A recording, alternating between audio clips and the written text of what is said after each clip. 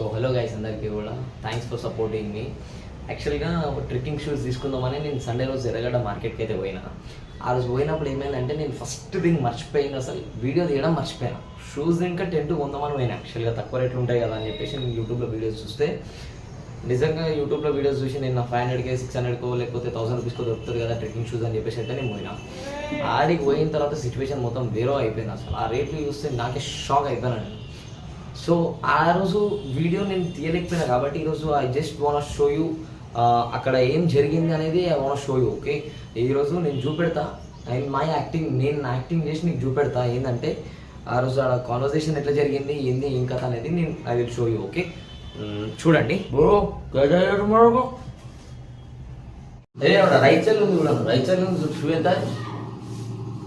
Second वो तुम्हारे को 8,500 8,500 8,500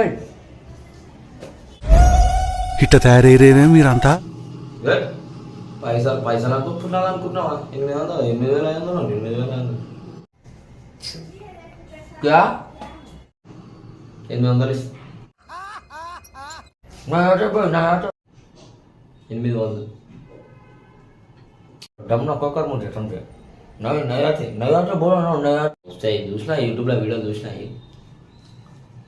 చెక్ చెక్ చెక్ अरे नया है यार, पूरा मार्केट में घूम गया तुम, जाके फिर के पूरा कहीं भी मिले पूरा साफ ले तुम तो मेरे को 800 గంతే.